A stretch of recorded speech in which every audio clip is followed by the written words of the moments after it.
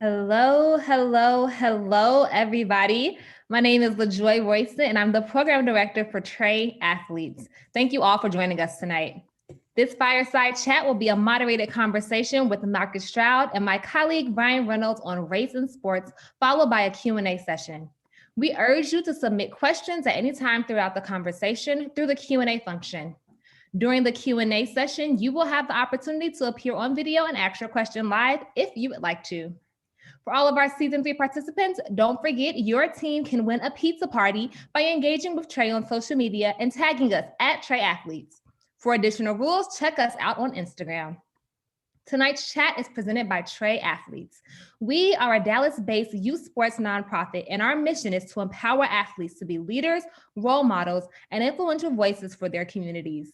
We believe that by providing high school athletes with the opportunity to learn from amazing speakers who will provide insight and tips for success, the athletes will gain the skills necessary to succeed on and off the court or field. I'll be back at the end of the conversation to share a few reminders. I hope you all enjoyed this amazing conversation. And with that, I'm going to pass it off to Brian. Thank you. Thank you so much, LaJoy, and welcome, everyone. I'm Brian Reynolds, co-founder and co-CEO of Trey Athletes. And before we start our conversation today, Marcus, we at Trey Athletes think it's important to recognize that the Minnesota Twins, the Minnesota Timberwolves, and the Minnesota Lynx have all postponed their games for tonight after yesterday's killing of 20-year-old Dante Wright by Brooklyn Center, Minnesota police. I can't, in good conscience, talk about the intersection between race and sports without first calling this out and saying his name. Further, while we await a full investigation, I'd like to ask everyone watching and listening at home to please bow your head for a moment of silence on behalf of Dante and his family.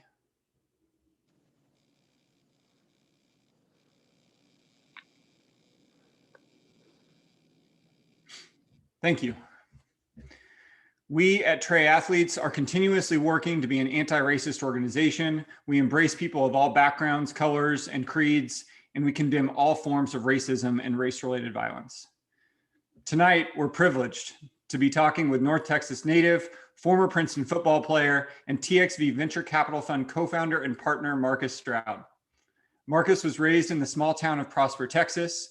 He accepted an offer to play football at Princeton University, where he played all 4 years and earned his bachelor's degree in religion. After Princeton, Marcus began his career in New York, working in finance as a fixed income analyst. He then moved to Austin, Texas, where he worked for a multi-billion-dollar asset manager focusing on private equity and hedge fund structures. Marcus was then recruited to take over the Clubhouse Investment Club, a venture group of celebrities and athletes looking to co-invest with premier venture firms. Now at TXV, a Texas-based venture capital fund he co-founded, Marcus focuses on health, wellness, and software investments. Marcus is an officer for the Princeton Club of Austin, a board member of Trey Athletes, and he was recently selected as one of the youngest executives to the prestigious Dallas CEO 500 for 2020. Welcome, Marcus. Thanks, Brian. Thanks for having me. Glad to have you here, my friend. And today, given Marcus's incredibly impressive bio, both on the field and in the business world, we're absolutely thrilled to talk with him about the intersection between race and sports. Let's start with a few basic definitions. Merriam-Webster's dictionary defines race as any one of the groups that humans are often divided into based on physical traits regarded as common among people of shared ancestry. The term race was actually first used to refer to people who spoke a common language, and then it was used to refer to people from the same country. Today, race is often understood by most people to be a mixture of physical, behavioral, and cultural attributes. Further, modern science considers race to be a social construct, meaning race is an identity which is created and assigned based on rules made by society. Said another way, most biologists today would tell us that regardless of how we all may look, we're all the same. We're all equally perfect and equally flawed. It's also important to note that throughout history, people have been and continue to be discriminated against primarily based on the color of their skin. Racism, as we know and understand it, has been driven by the false belief that white people of primarily European and American descent are superior to those with darker skin, and it's just plain wrong. The intersection of race and sports is where things get really interesting.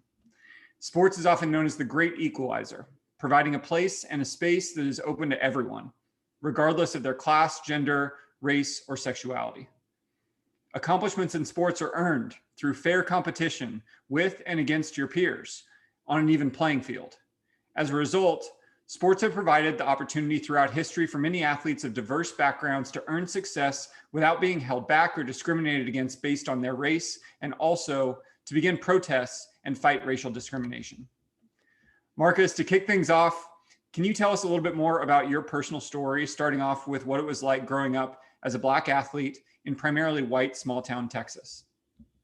Yeah, appreciate it, Brian. I definitely share my story, and sorry if sometimes it gets a little bumpy. I'm on the road traveling, such is the life of a venture capitalist right now. And so, I'm in a hotel, which is generally my first home, unfortunately. But yeah, I'd love to share some details on my background. So yeah, I grew up in Prosper. My family's originally from Louisiana, specifically Shreveport, Louisiana, Benton, Louisiana. And so, my granddad was one of the first Black council members in Shreveport, Bossier City. And, my great grandparents were sharecroppers, and my great grandparents were slaves. And so, my family comes from the deep South. And so, kind of the things they raised me with was always kind of being mindful of, who you are in your skin and who you're around. And so, that I think from an early age, always had race at the front of my mind, given, my mom had always said, you're going to, always probably be in rooms primarily that, you're the only person that looks like yourself. And so that was kind of the mindset I had growing up. And so when we moved to Prosper, within 2 years of living in Prosper, we actually hosted then Senator, eventually President Obama at our house for a fundraiser. And so I think, I didn't really experience racism up until that point. When we had President Obama at our house, we had invited everybody in Prosper to come to the event. And a lot of people weren't okay with the fact that this man was in our town. A lot of people weren't okay with the fact that a Black man was running for president anyway. So it was tough because, we had received death threats. We had, Secret Service and the FBI had to follow us to school. Our family was definitely treated a little bit differently after that event from certain people in town. But ultimately, it just taught me a lot about life that, not everybody's going to be okay with the things that you support, the things that you want, and the things that are effectively changing our country every day. And so a little bit after that, Prosper came out with a newspaper article, and it's titled "The New Face of Prosper." I had been named the first Black class president in school history in any capacity. And a lot of people weren't okay with that either. So now you pair the fact that we just had President Obama at our house. Now you're bringing in this new kid. So now America now has the first Black president ever in history, Barack Hussein Obama. And now add the fact that your small town is changing and you're effectively naming this kid, this Black face, the new face of your town. A lot of people weren't okay with that. And so I would say, race was everything for me growing up, because at the end of the day, my mom had always said to me, regardless of kind of the looks you're getting, regardless of the fact that we may need to kind of be careful with the things we say and who we're around, you be proud of your skin, you be proud of who you are. And it is a privilege to be in the position that you're in. And so, that was kind of my early experience with race growing up in a small town. Wow. First of all, to be in the same parallel as Barack Obama, right? Not only to have him in your home, but also for that to be on the front page of the newspaper, that you are now the face of your small town. I can only imagine what that felt like and how the pressure was really ramped up for you as it related to performance and, whether it was on the field, whether it was on the court, whether it was in the classroom.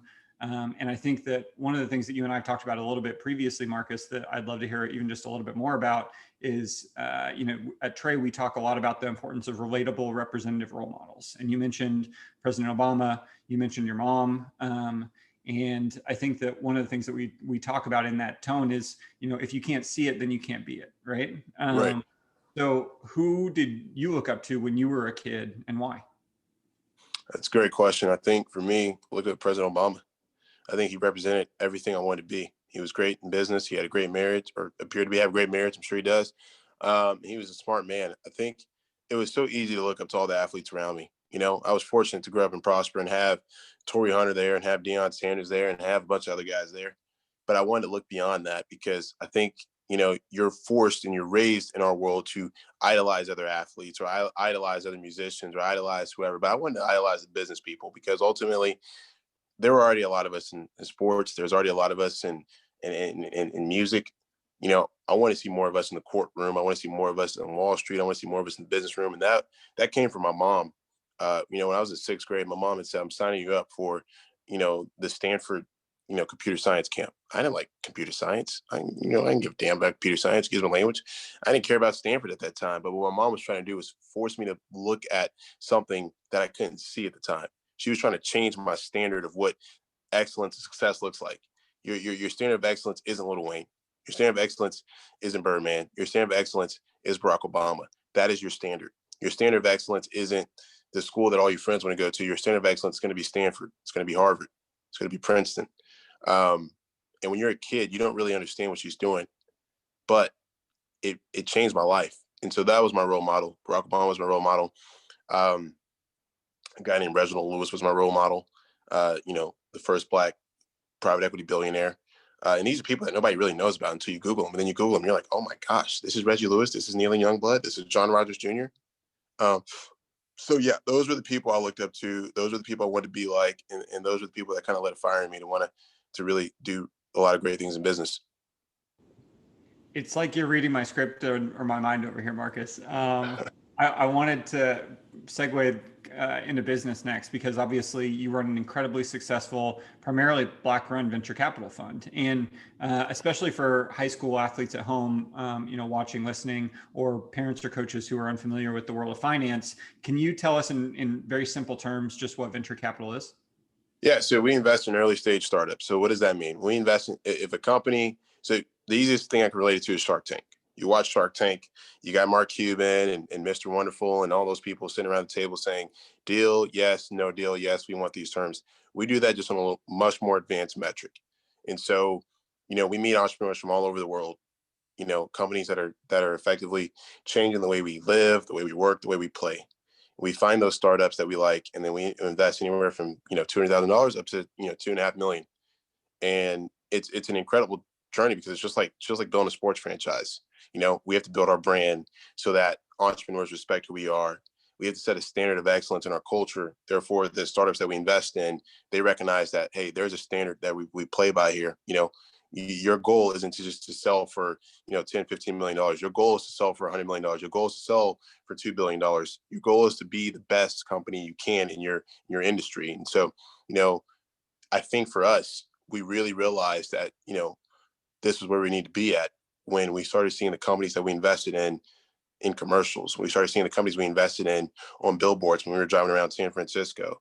We realized this is the industry we need to be in when we started getting letters from people all over the country saying, hey, we read about your firm and this article and this article. And, we would love to, have you speak at this, or we'd love to have you guys invest in this. And so that's what I do. I look at like 100 to 200 companies a month, evaluate them, and we determine whether or not we're going to invest in them.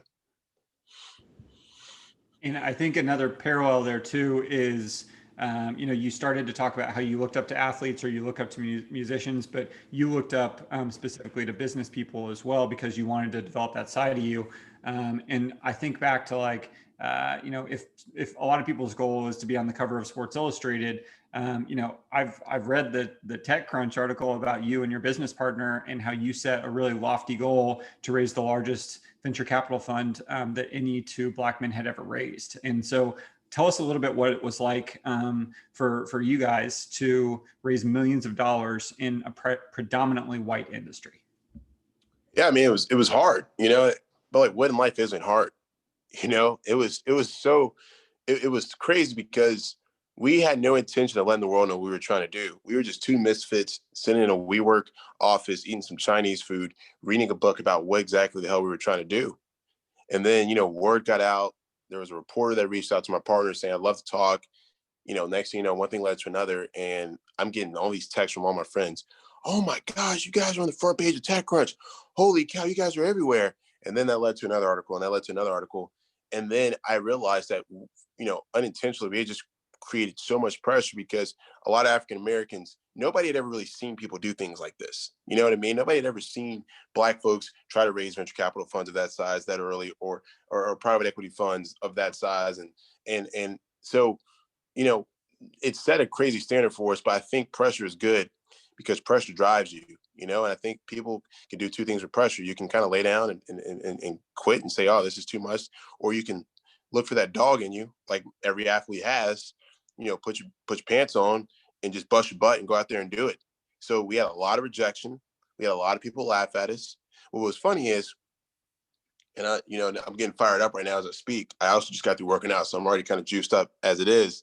But what's funny is so many people laughed at you when you started doing this. We had a lot of people doubt us. We had a lot of venture funds in Texas, a lot of people across the country said, you guys are out your mind. You're insane. Just give up. And then you start getting a couple wins. You start getting a couple million come in, then you have another million come in, then you have a couple startups come in. And then people are like, oh, wow, hey, can we actually co-invest with you on these deals? Oh, okay, now things are still going better. They're getting better. Hey, wow, like, can we come work for you guys now? Oh, things are getting better. Things are getting better. And now you've invested in some of the best deals in the country, and these people are begging you for deal flow. And so it's like, it's easy. It was easy to kind of lay down and quit when we heard those things and want to throw in the flag. But when you got a fire in you and when you know it was your God-given calling to do something, you go out and do it. And so regardless of how hard it is, regardless of the sacrifices you got to make, you go out and do it. And so did we lose a lot of friends along the journey? Oh yeah. Did we, did some people lose love? Yeah. And did a lot of people laugh at you? And were there a lot of lonely nights? It was, but it was worth it because it opened a lot of doors for a lot of people. We've been able, the companies we've invested in just in 2 years have been able to create close to 800 jobs. And that's what it's about. That's what it's about. So yeah, I can sit here and tell you about how hard it is and how hard it was and all the crazy things that have happened along the way. But I care to look more at the victories that have happened and the more victories that are continuing to happen. I love to hear that athlete mentality in you, right? This idea that like your competitive fire is what drives you, and to really prove people wrong in a lot of ways, right? Exactly. I think that one of the things that I've heard from you previously is how much of that competitive drive stems from sports, and how you have really taken that and applied it to your business regimen, which is incredible to hear about. And hearing about racial equity in finance is one thing. I want to dig just a little bit deeper regarding racial equity in college sports. So, yeah. As cataloged in the NCAA demographic database, more than half of all college football and basketball players are Black. Yet, thanks to Dr. Sean Harper's research at the University of Southern California, we know that almost half of all college football and basketball players will not graduate from college. And further, despite the fact that 50 to 75% of college football and basketball players believe they will go pro, only 2% actually do. So talk to us about your time as a college football player and how your experience was impacted by race. Yeah. College sports is incredibly difficult. I think everybody wants to go play college football, college basketball. Everybody wants to be a D1 athlete. Everybody wants to be an athlete, period. But I don't think people realize kind of what it takes to be great at that level, and like what it takes to, just to make it day by day. It's tough. Winter conditioning sucks. Summer conditioning sucks. Not being able to go out and Tuesday, Wednesday, Thursday, when everybody else on campus is going out, sucks. I mean, there are athletes that do that, but like you see the reflection in their records also when they do those things. And so I think college sports, I've always thought like, man, college is going to be easy. I come from a tough program at Prosper. We're a blue collar program. We went from being the punching bag in 2A, 3A to being one of the, power schools in football. We built that program. We know what it takes to win and succeed. And Princeton was a different beast because not only is, regardless of what level of Division I it is, everybody's giant. Everybody's hell athletic. Everybody's super tough. These are grown men you're going against. And now you add the rigor of an Ivy League education, in which at the end of the day, these Ivy League schools, you're a student first. Sports are great, but at the end of the day, you are a student. You were admitted because of a student you were in high school. That was tough. But ultimately, it was the best experience of my life because, freshman and sophomore year might have been really hard. I was homesick. I missed being in Texas. I hated the cold weather in New Jersey, New York. But by the time I was a junior and senior, you get the swing of things.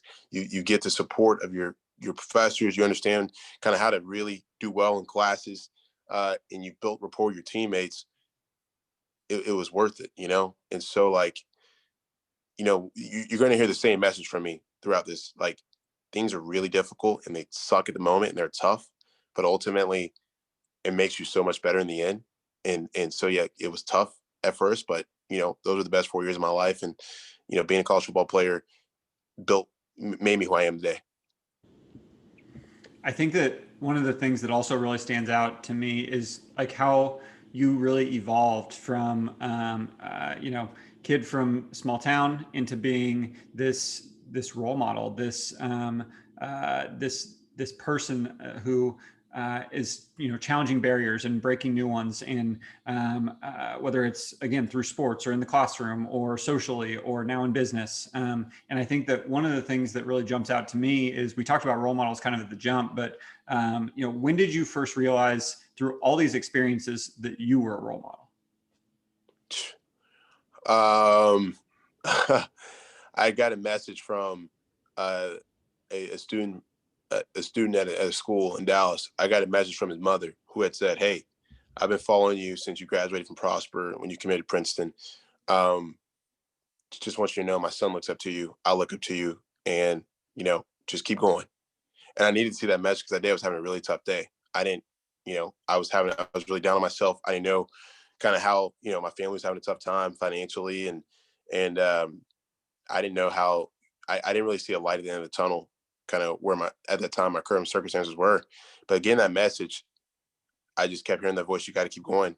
You got to keep going. You don't know who is looking up to you right now, because, you know, I mean, I was a good football player. I started for 2 years, played all 4, but I wasn't, you know, wasn't Ray Lewis. I wasn't this like all American linebacker. And so to know that there were people watching me still really fired me up and gave me that juice I needed to keep going. And then, like, when I got in business, holy cow, like, I have more letters from people who've reached out to me from, you know, LinkedIn or emails or just handwritten letters I've gotten from people saying, like, you don't know how you've inspired me, or you don't know how your firm's inspired me. And I got more letters from that than I did football recruiting. Now, mind you, I wasn't a 4-star recruit, so my letters weren't like Rebecca's, you know, when she was getting all these offers in basketball, but still a decent amount of letters. And to think that we've gotten more from what we've done in business than we did in sports, it's just insane. It's mind blowing. And so, yeah, that's kind of when I knew, you know, we were in a position of being role models. You make people proud, man. And, you know, I can speak for everyone at Trey when I talk about how lucky we are to have you as one of the members of our board of directors. That's for darn sure. So around college sports, there's a lot happening right now. Around sports in general, there's a lot happening right now. And I think that, like, highlighting this vast participation difference regarding demographics is important, right? So not only roughly 50% of all college football and basketball players are Black, but roughly 13% of society is. So pretty meaningful difference there. But I think that the call out point here is, you know, while these primarily Black athletes are responsible for generating almost all of the college sports revenue, they've never shared in any of the profits. Can you talk to us about your thoughts, you know, on the current changes being made to allow for college athletes to make money based on their name, image, and likeness? Yeah, I think it is so needed. I think it's, you know, you got a couple boomers who'll be like, "Oh, but you're getting a scholarship that's paying for X, Y, and Z," and it's like, that doesn't do jack. You know what I mean? If you're generating $600 million, $500 million for the University of Alabama, and you don't see a penny of that, and then a majority of those folks that don't graduate from college end up working, you know, terrible jobs and not having good jobs at all, and now that just continues to lead to the systemic inequality in our country, that's not fair. That's BS. And so the fact that we are at a place where we now are starting to implement changes, and athletes are now being compensated for their image and their likeness, I think it needs to be more than that. Not just their image and their likeness, their participation. Because guess what? Not every, like, I'm sorry, but a star offensive lineman, you're not going to be recognized in the way that, you know, the star quarterback or the star running back or the star point guard or the star center is. But you still deserve some financial compensation for your role you played in making that place where it was. And so I'm grateful that the conversations are starting. I'm happy that a lot of people are making the move forward. I'm grateful that video games like, NCAA are coming back and they're going to compensate athletes for their likeness on the game. But it needs to be more than that. And I think college need to go deeper. They need to guarantee, coaches, when they recruit players, they need to guarantee that players have internships during the summer. They need to guarantee that, hey, even if you don't graduate for whatever reason, the NFL didn't work out, we're going to find a way to make sure you have job opportunities when you graduate. So I'm grateful the conversations are starting, but it needs to be deeper than that. And, we've tried to do the same. We've tried to, I'm going to, shout out my university right now, but we've done that. We've tried to do that. When we recruit somebody to play basketball or football at Princeton, we tell them, you're going to have an internship all 4 years. Whether you're on campus or you're away from campus, we're going to make sure you have an internship. And we're going to make sure you have opportunities lined up for you when you graduate. Because at the end of the day, like, if you are going to make the sacrifice to come all the way to New Jersey and showcase your talents and your energy and go from your family and friends, the least we can do is set you up for life. And we are imperfect. We're still trying to work through it right now. And, me being, one of the alums and one of their advisory guys who are helping with that, and our coaches in both programs that are doing it, but we're going to make it work. And we hope that we can be a standard for other colleges across the country to do that. Because at the end of the day, everybody's going to go pro in something other than sports at some point, and somebody's going to get hurt in something. You got to have something to fall back on. So anyway, along with the way of saying I'm fired up for the progress being made, but there is so much more that needs to happen. Could not agree more. And I think while we're talking about jobs in sports, we'd love to hear your thoughts on creating equality among positions of power in sports, like whether it's coaching or front office and administration, or Right. maybe more importantly, ownership, right? Especially at the professional level. So we Right. all know there are currently a lack of Black men and women in executive positions, with the exception of, we're very lucky, obviously, here in Dallas to have Sent Marshall as the CEO of the Mavs. But I guess my question is, do you see this changing? And if so, what will be the effects? Yeah. Whew. I'm about to say some stuff that fortunately, may ruffle some feathers, but hopefully, whatever, who cares? I think it is ridiculous that, you don't have any Black owners in the NFL. I think it's ridiculous that you don't have any Black owners in the NBA. You do have minority Black owners, but even still, Michael Jordan isn't like the giant owner of the team. I think he's a minority owner now. But yet most of the faces of every franchise, with the exception of the Mavericks, Luka's Luka, but are Black men, and don't even, like, I'll talk about, women in sports next, but I think it's BS. And so I think what's going to happen is it's going to have to be deeper than the Rooney Rule. It can't just be the Rooney Rule. I think what you need to start seeing is when athletes sign contracts, they should get equity in sports franchises as well. So if Patrick Mahomes should sign a $475 million deal, well, guess what? He should have a $25 million equity position within the sports franchise as well. And that should be, when you join a startup, that's exactly what happens. You get a salary, but then you also get equity in the company. That should be the same thing. That is how you create equality. That's how you create generational wealth for these athletes. Because at some point, their contracts are going to run out. Those paychecks are going to start happening. But if you have a position in a franchise, and as that franchise, its value accrues. Now, for example, the Mavericks have, I think, doubled in value since Luka joined the team. The Chiefs have tripled in value since Patrick Mahomes joined the team. And I think the Warriors have 10x in value, if I'm not mistaken. No, I think they were purchased for like 700 million, 800 million. I think they're worth like 4 billion now. So whatever that is, I think that's maybe 8 or 9x. They have done that since Steph Curry, Klay Thompson, Draymond Green, and all of them have won these championships for the Warriors.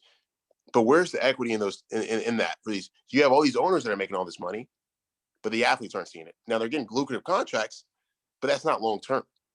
Like actually owning a franchise. So that's how you democratize ownership in sports. It starts there. And then when it comes to coaching, when it comes to, general manager positions and president positions, there's not a lack of talent. There's not a pipeline problem. Just like there's not a pipeline problem in corporate America. It's just, it starts at the top. Leadership in anything in life starts at the top, And so if you're a captain of a sports team in high school and you're doing a lot of bull crap on the weekends and bull crap during the week, then guess what? Your team's going to follow that and they're going to be the same way. So if you're a leader in sports, you're the CEO of a team, and you're not diversifying your board of leadership, you're not diversifying your ownership, then guess what? There is nothing about your organization that's going to be diverse. So it starts with the CEO. It starts with the owners. It starts with them. let's diversify our ownership in this. Now let's diversify our leadership in this, and it's going to trickle down.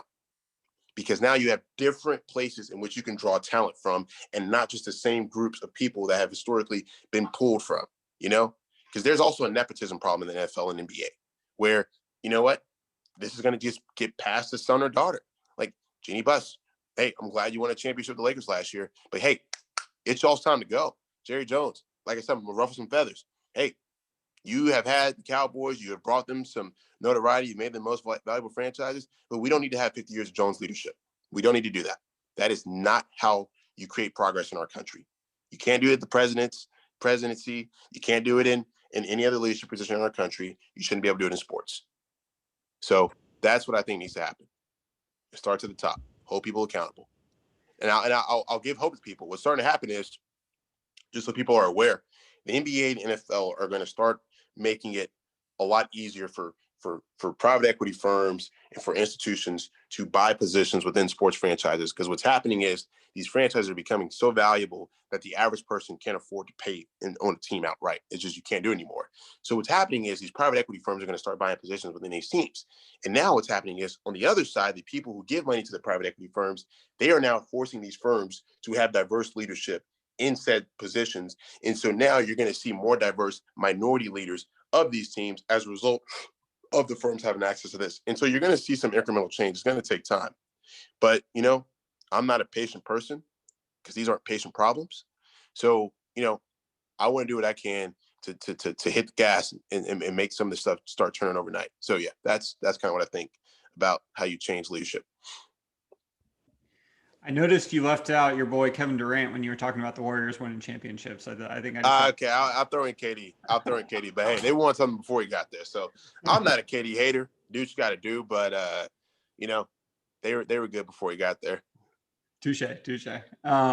So you just mentioned, you're a patient person, but these are not patient problems. And I think that kind of segueing into some of the things we talked about last week with Batuli, this idea of athletes as influencers and the vast influence that athletes have on our society right now. A couple stats real quick. So according to a recent RISE survey, and this is focused on college athletes specifically, so this survey by ESPN of more than 6,000 college athletes and more than 1,000 college coaches, greater than 90% of respondents said racism is a concerning issue in the United States. Full stop. The same survey noted that 84% of college athletes said they're willing to speak up more often about social issues, and 78% of which said they feel obligated to raise awareness around social justice issues. And today, athletes of all ages and skill levels have really embraced their role as social influencers, both locally and globally, and they're really advocating for equal opportunity and often for the entire Black community. So my question is, talk to us a little bit about your thoughts regarding the current racial equity movement and how athletes have played a central role in spreading this message far and wide. Yeah. So once again, I think there's always progress to be made when there's conversation. You don't have progress when you don't even talk about it. And that's in anything in life. And so, I'm glad that the conversations are starting to happen around our country. I'm glad that you're starting to see diverse leadership get put into places. But I still think there's, like I said before, there's just so much more that needs to happen, because this is a deeply rooted systemic problem that is going to take a lot of time and a lot of things you got to reverse in order for things to go the right direction. Unfortunately, people are doing the best they think they can to go there. But, some people got to get a little kick in the butt to go a little bit harder and a little bit faster. So that's what I feel about the racial equity position. I think as it relates to athletes and their roles, I think at the end of the day, athletes hold the power. You hold the power. You are the reason people turn on TV on the weekends and the weeknights. You are the reason that, kids grow up wanting to be Michael Jordan. Athletes are one of the most important demographics, just populations in our country. And so I don't think you're going to, the change you're starting to see happen is directly a result of the things that LeBron James is doing, of the things that the WNBA is doing, of the things that the United States women's soccer team has done. That is what's going to happen, and it needs to continue to happen. It literally took I believe the WNBA team in Atlanta and the WNBA as a whole is directly responsible for, a certain senator not getting reelected. And like I said, I don't want to get into politics, But at the end of the day, like, that was their influence. They saw the bigotry that she displayed and they said, we're going to stand against it. And that is the power that sports has. Because then everybody in school looks up to the athletes. Everybody wants to be an athlete. Everybody looks up to the athletes. And you get in business, everybody, like this is good for everybody to know. When you get in business, everybody wants to be around athletes, or everybody wants to say they were an athlete. And so when you have that type of influence, you have to use it whenever you can. Because what's the point in having a platform if you don't do anything with it? You know? So if LeBron James were to just shut up and dribble, then he doesn't need to be powerful. He doesn't need to be known. Because at the end of the day, we all got to die. But like, what are you leaving on this earth? What legacy are you leaving? Whose life did you change? Because how you shoot a 3-pointer, your free throw percentage, nobody's going to give a damn about that when you die. Nobody's going to care. But people are going to care about, how you change the life of this woman. I love the energy that Kyrie Irving and a lot of NBA players are bringing to bring awareness to how incredibly, unequal it is that, the WNBA has in terms of funding, and how, we need to do more. We need to highlight, we need to amplify their voices more. You know what I mean? That basketball is just as good, if not better, in a lot of regards than our basketball. So then why aren't they getting paid what we're getting paid? Why aren't they, and so anyway, I just think athletes have the power to change every aspect of our world, and they got to continue doing what they're doing, even if people are on the sidelines hating. You're always going to have haters in life. Who cares? You're an athlete. You're used to it. Keep changing the world. Woo! You're getting me fired up over here. Told you, dude. I had 2 cups of coffee. I'm juicing some pre-workout. I'm ready to go.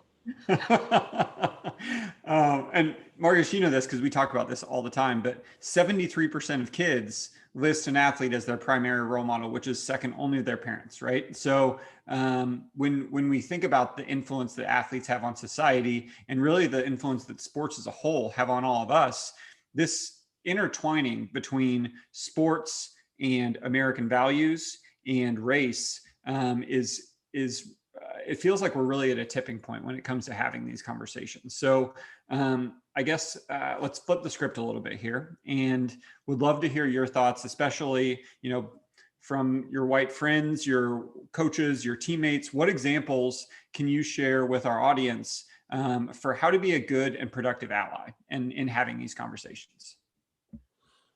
I think you got to just lead with empathy and kindness.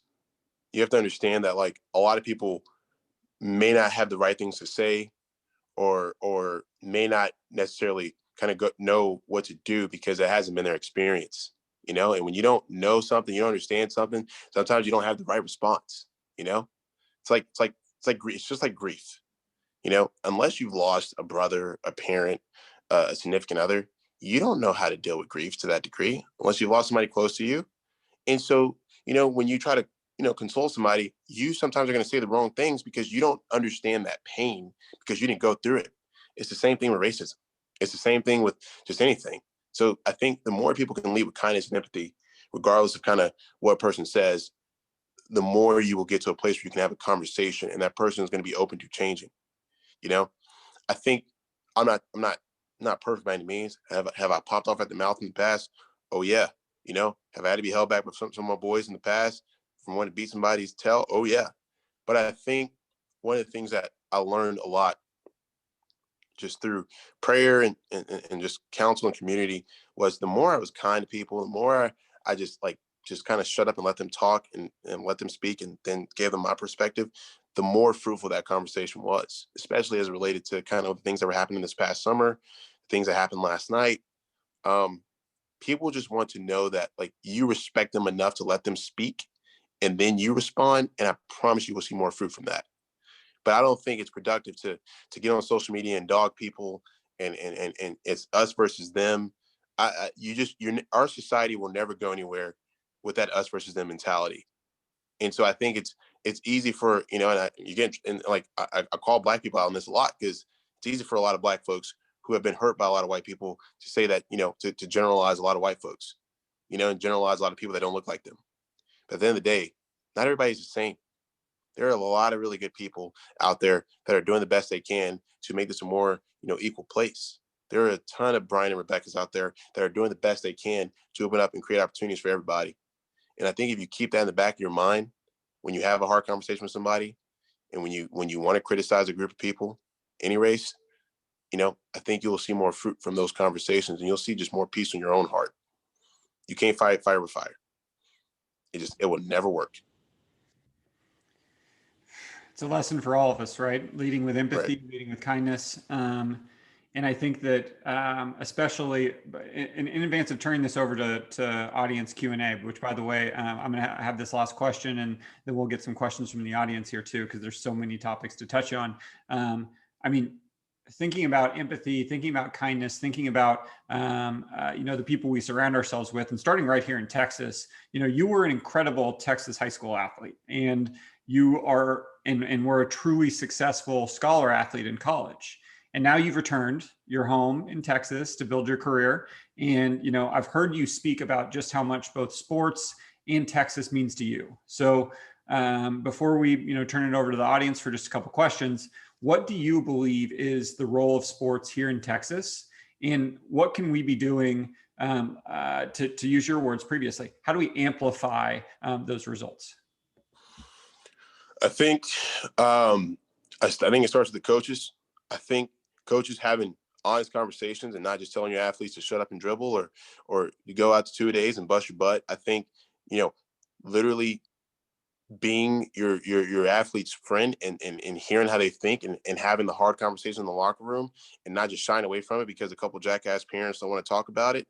That's how you change the thing in Texas. Because at the end of the day, this is Texas. What America is to the world, Texas is to America. So America sets the standard in a lot of things. We have a lot to improve. Don't get me wrong. We are a deeply flawed country, but we are still an incredible country. In Texas, we are deeply flawed, but we're still an incredible state. And this isn't hyperbole. I go to many states, I go to many places, and Texas is still a flex. And Texas is still a place that a lot of people look to, for example, an opportunity. And so if we as a state can have these tough conversations in locker rooms, if the UIL can do more actively to speak on these things, if the private schools around the state can do more, actively to have these hard conversations and to hold parents accountable, don't matter if you're in a public or a private school, you're going to see change, because you're going to start creating leaders who have that top of mind. So it starts at the top. Once again, same thing, starts at the top. This past weekend, I had the privilege of being with some of our state's leadership and in government and in sports. And, I said, look, like, you guys got to do better. You got to have these hard conversations. Quit twiddling your thumbs, living each day comfortable and easy, just waiting for things to pass by. Get your ass and get your S together, and let's go out there and let's figure out tangible ways in which we can make this a more equitable state. And I think my message was heard, because I was fired up then too. And I think you're going to start to see a lot of change. So. Whew. Well, speaking of change, like I said, I'm ready to run through the wall. So whenever you are ready to continue having those conversations with people at the local level, at the state level, at the national level, you want someone standing right there next to you. I know that Rebecca and I and the rest of the team here at Team Trey are with you for the long haul. So thank you for being such a great ambassador. Thank you. And we've got a few amazing questions here to get your feedback on. So the first question is from Emmanuel McGirt. He is a former college football player, and he wants to know, he says, being that you're in a professional space that is dominated by white men and doesn't have a lot of diversity, have you ever struggled with confidence? And if so, how did you overcome that? It's weird. Like, I'm not even lying to you. No. I think the reason I never struggle with it is because I've always believed that adversity is a privilege.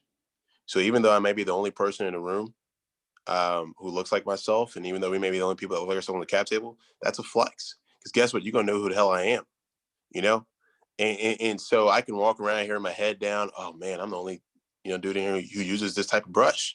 Or, I'm the only person in here listening to this type of music. Who cares? You know who the hell I am, because I look like myself. And I think if you look at life and you take that adversity that you face and you somehow turn it into a positive, that creates so much fruit.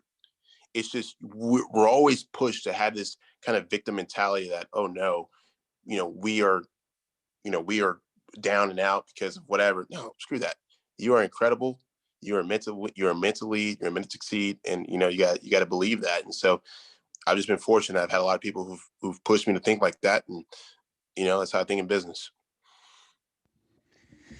Strong words from a strong man.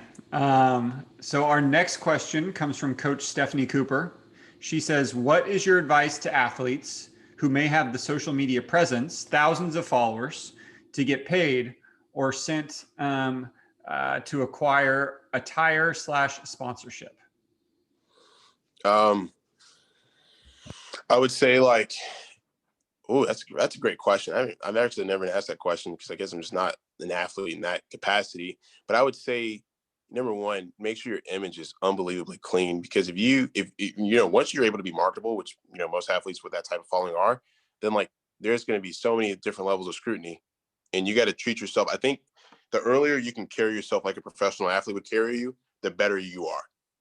And so if you don't see Steph Curry or James Harden or whoever posting foolishness on their social media, you got to think the same way, because you got to realize you're not just having coaches look at you at this point. You now have people like Nike look at you. You now have people like Titleist look at you. You now have people like Adidas look at you. And so carrying yourself like a professional athlete from everything you do and just being as professional as possible is going to be helpful. And I think if you want to start to monetize those things, I think, you should consult somebody in your family, whether it's your parents or somebody else, who understand business to some degree, and find ways to monetize that in a effective and clean way that's instantly compliant. And I think this all goes back to the schools. I think, like I said, the UIL is going to have to do a really good job, in whatever the private school systems, TAPS, I guess, is going to do a really good job of kind of laying out guidelines and people of influence that can support you in that capacity. But yeah, I think it starts with the athlete, carrying yourself like a professional athlete at a young age. And then I think, just finding somebody in your circle, whether it's your school or your family, who can guide you through that process and go from there. I'm going to add one little piece right there, because I agree with you. You got to find somebody who you can trust, who understands these circumstances. And I think that, we've all seen way too many people get taken advantage of even by those who are close to them. So coach, whether it's, you advising your athletes, or whether it's ensuring that you find someone who's an expert within this field, be sure that whoever you're involving, these young athletes with, that they are deeply trustworthy, and that they are out for the athletes as opposed to out for themselves. Yep. And I think I'll say this too. Overtime, like I said, I'm just giving a shout out to Overtime, because, a lot of people, all y'all know about Overtime, but they're going to start coming out with a lot of content on this. Like I said, one of my close friends from college is big. He's on the board at Overtime. He's a big investor in Overtime. And, we've talked a lot about kind of how Overtime and other platforms like that can educate the masses on these type of things. So just be on the lookout for the content they're going to start providing on how to navigate that type of stuff. It's a nice little drop. I like that. So our next question comes from Trey athlete. Raikey Smith wants to know, what are the most important attributes a successful leader should have? It's a great question. Consistency, kindness, and discipline. And trustworthiness. I think it's really hard to be disciplined, to do the tough things and even the easy things when things are really hard. I think it's really hard sometimes to be kind. I think it's really hard sometimes to be disciplined. But I think the best people I know in business and the things I try to do are rooted in those principles: consistency, kindness, and discipline. You will never see a lazy, successful businessman or woman. You just won't. That doesn't exist. Okay, you have athletes that can get away with that because they're just naturally talented. They're freakishly huge or fast or whatever. You can get away with that in sports. You cannot get away with that in business. You can't. You have the same mentality as an athlete where you want to outwork everybody in the room. You got to have that same mentality in business.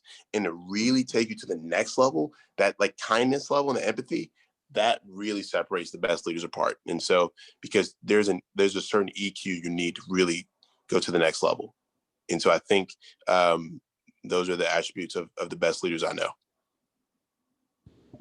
And I'm not just talking local leaders not that you can't use local leaders as an example. I'm talking about people who have founded, companies that are worth tens of billions of dollars. These are people that, demonstrate these principles every day and have seen a lot of fruit from it. Could not agree more. You hit the nail right on the head, per usual, my friend. Okay, so we have another question here from athlete Tamorian Grigsby, who wants to know, who would you recommend as a great WNBA athlete to listen to? Good question. That's a great question. I don't think she's super vocal yet. She's getting started, but I think somebody I look up to, and I think, is just a rock star, is Bella Alarie from Dallas. Bella played at Princeton, so that's how I know about her. But even when she was at Princeton, having this unbelievable career, I mean, the things she would say, the example she demonstrated on campus, the just the intelligence I heard she had in the classroom, it was next level.